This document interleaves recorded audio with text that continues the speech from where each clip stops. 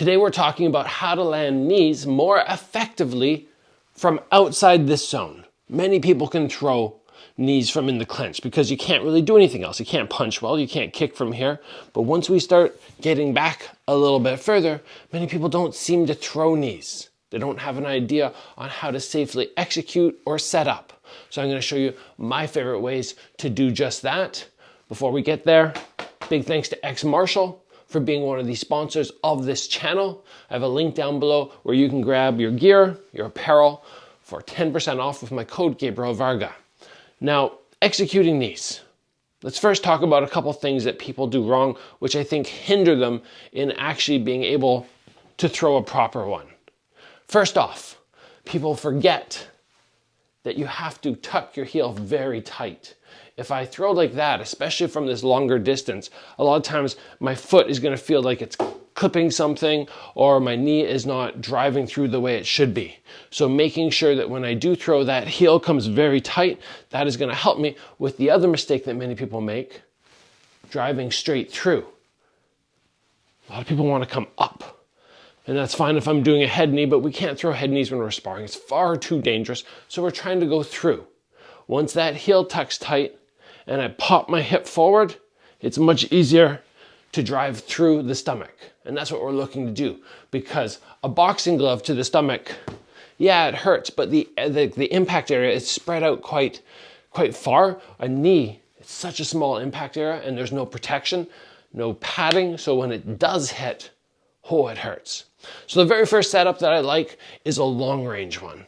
We're very far away. We're going, okay, we want to throw a knee. How do we do it? Very simply, pick up one of your legs first in a front kick position. I could slide forward or I could just step forward and then I come through on the follow-up knee. Many people are going to think, oh, there's a front kick coming. And they're going to try and catch, or they're going to try and scoop, or they're even just going to do this. But when you are doing those motions for the front kick, there's that quick drop. And then they have that relaxation moment. Oh, okay, it's not that. And then you come right back to the same target area with something far more dangerous than a front kick. That one is great. The main thing that you have to be aware of is the punches, the counter punches that might come up the middle, because you don't want to get smacked in the head as you're trying to knee. So what do? We take our hands, whichever leg we start with, we keep our hands up the middle, almost like those palms are providing protection. If something comes to the side, I just reach out and I catch. I just go one, and now you can see I've controlled his head. Either control the outside or the top, and I close off any straight attacks that might come. That's one of my favorites. The next one, which is actually very difficult, but super effective, is waiting for somebody to throw a straight punch. When they throw a straight punch, let's say I throw a jab at you. When they throw their jab, you use your right hand.